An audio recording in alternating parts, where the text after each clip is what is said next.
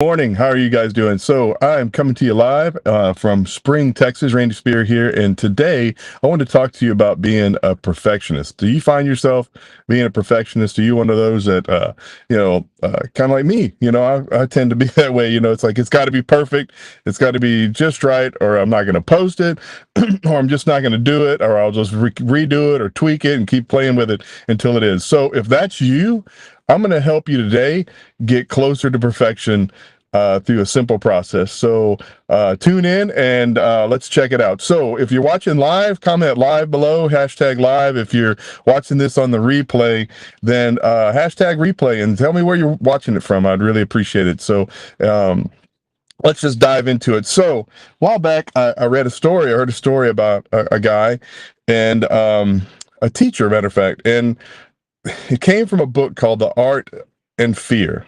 And um, it's going to talk to you about, I'm going to talk to you today about how quality versus quantity and how that's huge. Because I was one of those type of people. I'd rather just do it once and do it right, and tweak it and make sure it's just perfect and plan and all that. And if that's you, man, I get it. And so let's get past that, because today we're going to talk about quantity versus quality, like I said. So again, if you're watching this on the replay, comment replay, and if you're watching it on live, then doggone it, and then press live or comment live. So my goal here is to illustrate why the difference between quantity and quality, and help you really leave with a better understanding of how to get things better. And look, I want to help you take action, and that's really what it's all about. And no matter what you're doing, whether it's writing or baking or cooking or whatever it is,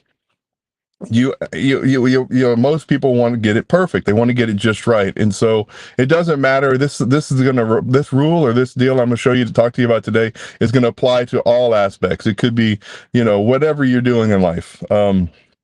And so I'm going to tell you a story, and then you can hear from it, go from there. So there's a ceramics teacher, and he announced on day one of the class, he divided the class into two spots, two sections.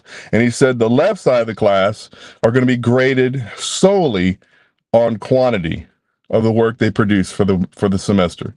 Those on the right are going to be graded completely on quality. So what his procedure was he was going to do is, on the last day of class, he was going to bring a scale in, and he was going to weigh all the work for the people on the left side. And he had a deal where it was like 50 pounds was an A and 40 pounds was a B, and so on. And then on the right side of the class, the guys that had to do the quality, the part of the class that had to do based on quality, all they had to do was turn in one pot, but it had to be perfect to be an A. And so that was the deal. So what happened was, it was quite curious and quite interesting at the end. So when graduation time came and the grading time came, and he brought his scale in, and it was interesting what emerged.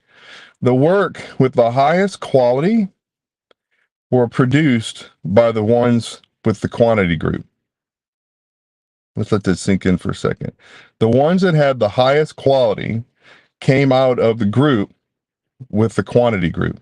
So what it seems like is, while the quantity group was basically just putting pots away, processing and churning out pots, but during the process, they were learning from their mistakes. And so they started getting better and better, versus the other side, the quality group, they were basically sitting around theorizing what's the best pot, how they're going to do it, what's the temperature, and all this other stuff, and spending time tweaking things rather than processing it. And so what they ended up with was just a pile of clay, and it wasn't even at the quality level as the other side of the class, if you will, the quantity class. So what's interesting is that, you know